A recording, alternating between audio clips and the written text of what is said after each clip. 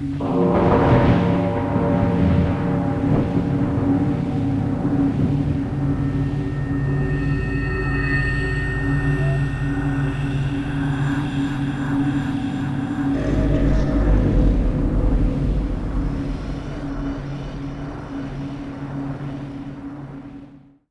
everyone. In this episode I am going to help a user which encountered a problem with my Blender material rendering tutorial. Here I am inside Reddit, and this is the problem that I am going to solve today. So before we hop up into Blender, let's see the substance material for to have a better understanding of the output maps. Okay, so here we are inside Substance Designer. I am currently using the version 2018 3.1. Here we have our outputs. Let's get them closer so we can have a better idea of what we are doing.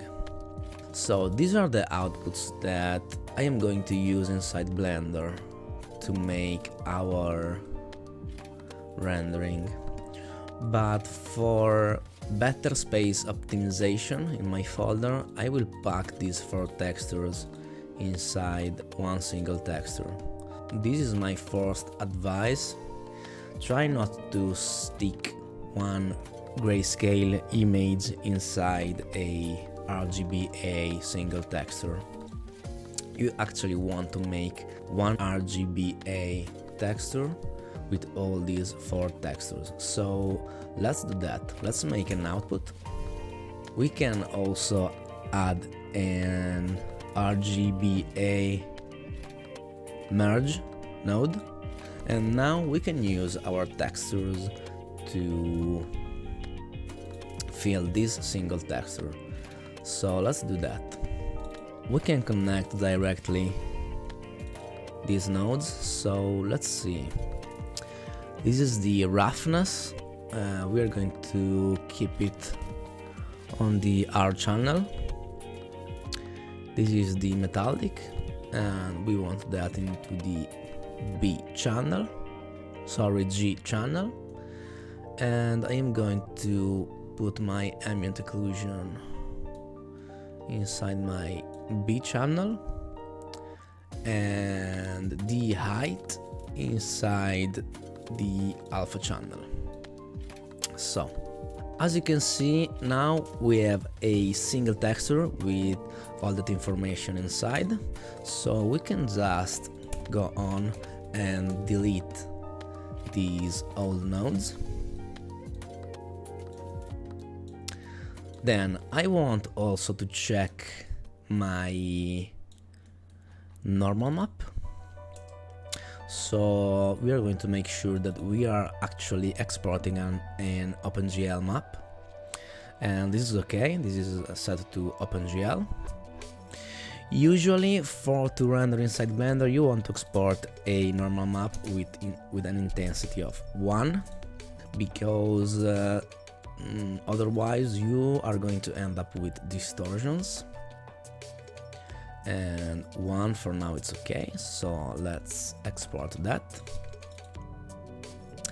and we are going to call this node R for roughness, M for metalness, A for ambient occlusion, and H for height.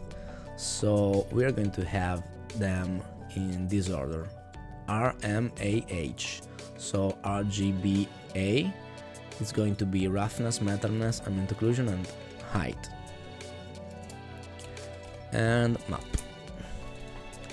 Now we can go on and export these maps. But before, let me increase the resolution of this texture. I am going to use a 4K texture. And now Substance Designer has rebuilt all the textures, so I can actually export these maps. But before I do that, I want to show you a little trick. you are not going to need all the different maps for previewing on the preview cube. So let's make a new node, which is a base material node. And as you can see here, we can actually use these outputs, and for now we don't have inputs because we have to enable them. So we are going to use a base color, a normal map, a roughness map, metallic map, ambient occlusion, and a height map. So we are going to enable all these maps, and we can actually drive the maps inside the right pins. So let's do that. Let's also start and preview this node. Just right click, select this node. Here we have the view in 3D view option, so let's click that. We are now previewing this node right in the viewer. We just need the other maps input, so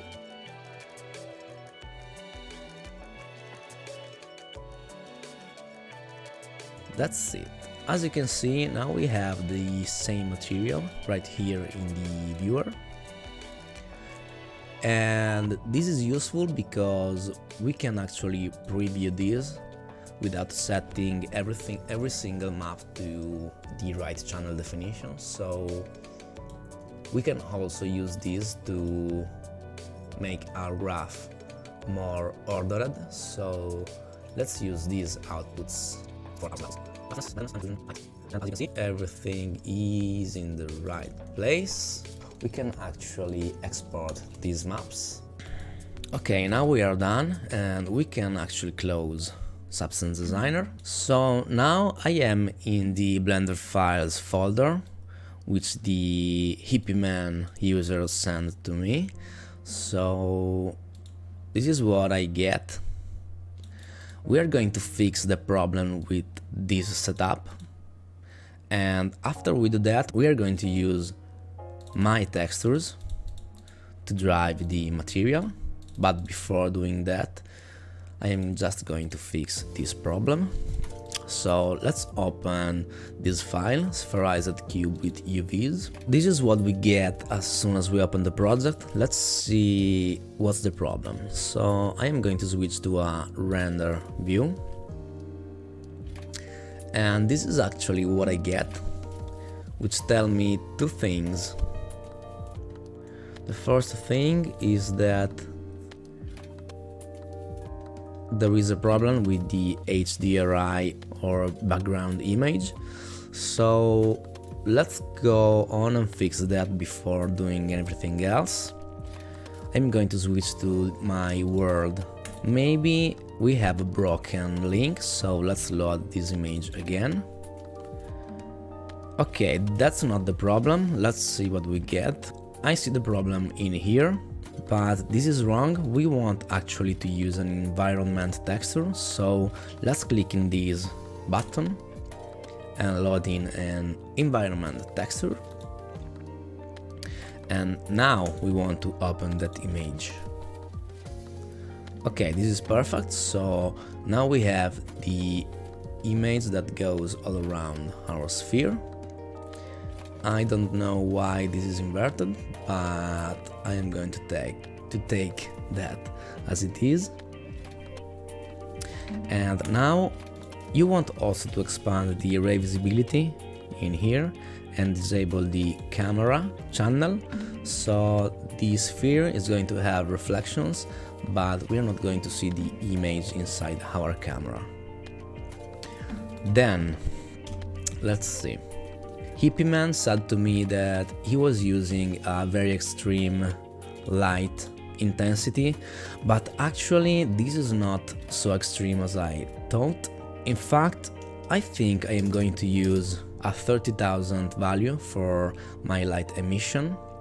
Don't worry about that, because maybe you don't know, but if you go inside the scene tab, you can actually go inside your color management And as you can see in here, we have a default type of render color management, and we actually want to switch to filmic. And also for the color space, we want to switch to filmic log. This is very important, guys. With these settings, you are not going to get clipping inside your rendering image. Don't forget that. We can now address the other problems. So let me move this light on the other side. I want my sphere to be illuminated from behind and use that cool environment reflection on the front. So let's stick with this light positioning for now. I am going to take a look at the material. So select the sphere and let's check what's the problem here. Okay, let's see. First thing first, let's check our textures. If you press Ctrl Shift and click on a single texture, Blender is going to create a viewer node and is going to output that to the material output so we can see what we are working with. For to do that, you have to enable the node wrangler inside your add-ons. So let's take a look quickly. Going to preferences, add-ons, and if you search for node, as you can see in here, there is the node wrangler. You want to enable it. And okay, we have problems with our texture link, so let's reload the texture. I am going into Blender files and there is the circuit board diffuse, and this is the diffuse channel. I am going to do the same thing, Ctrl Shift for the metalness, yes, metallic PNG. So metallic, same thing for the roughness, and same thing for the normal map, and also for the height.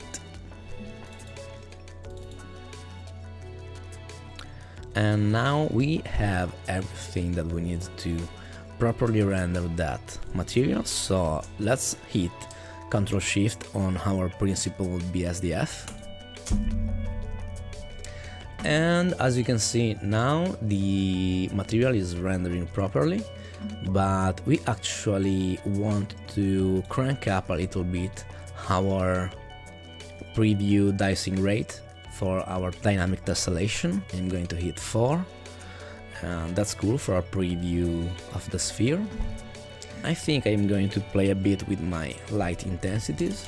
I actually want a better front lighting, so I am going to crank up the Hdri power. So let's go into the World tab and crank up the strength of my image to something like 5. This is better. Let's try 8. I think I am going to leave it to 10.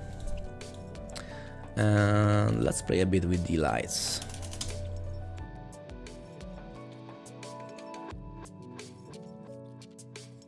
I am quite happy with my lights. Usually you want 3 light points and some color variation because this is going to look better. You also want to go to your scene tab and you want to enable denoising. This is going to make your final render look much cooler. And for a good sampling, 400 is going to work for us. I can see some problems in here, so actually you want to set the image type to non-color data just for the normal map. Actually, let's check that. Ctrl Shift and check. This is right, so we don't need to tweak that. But we actually need to change this type of data to color, so the roughness, the metalness, and okay, the image is right, and the height should be actually color. Maybe the scale is too much. crazy, so let's try 0.05. This is better. And now we can preview again our material. Everything is working fine. We can now actually load in our single textures for the metallic roughness and height. The rendering is working. I am going to try to do a quick render.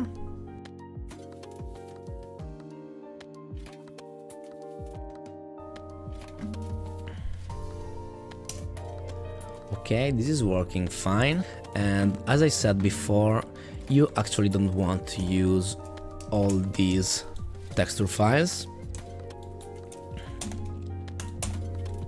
It's going to be better for us to stick with a single texture, so let's load in a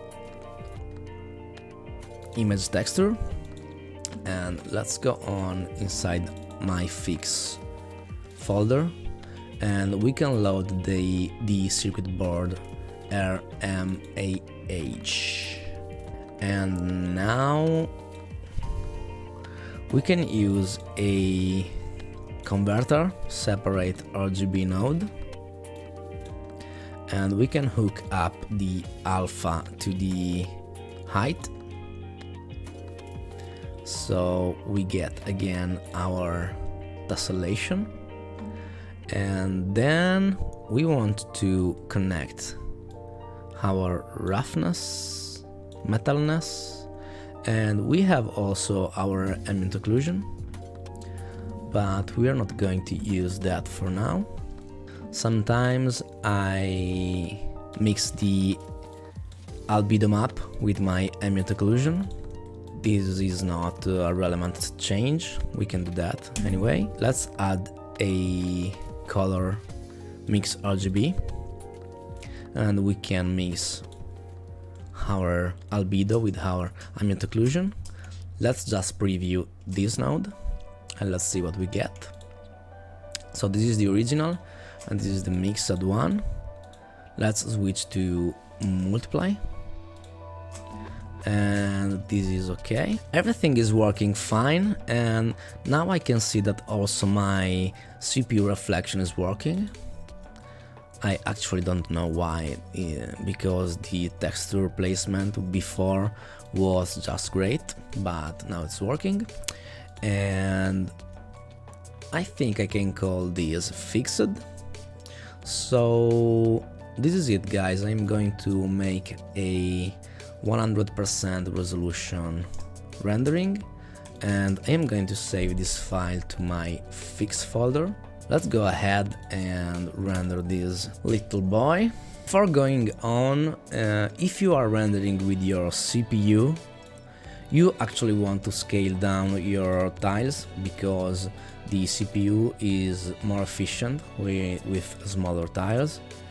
It is a bit dependent on your hardware, but you can test this kind of efficiency with a simple rendering, and you can take a look at the render times. I am going to switch to a 32 by 32 tile size, and I am actually going to use also my GPU and my CPU both to render the final image. So let's go.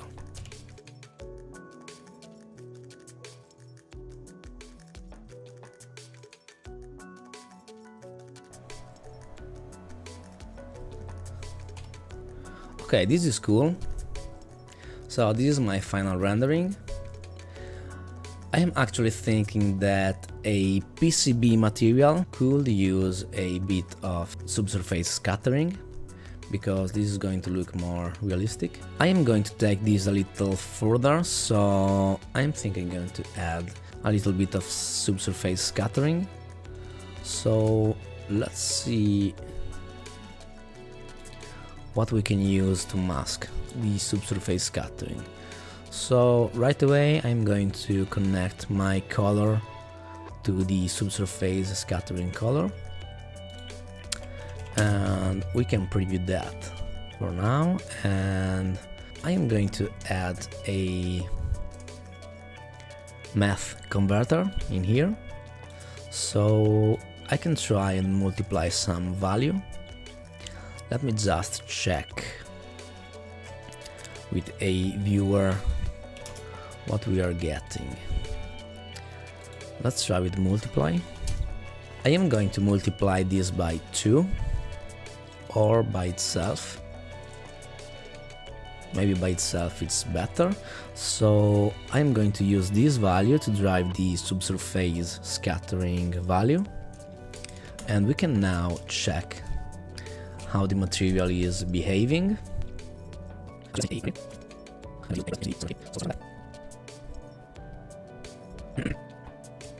Okay, so as you can see now, the material have that cool subsurface scattering effect on the PCB.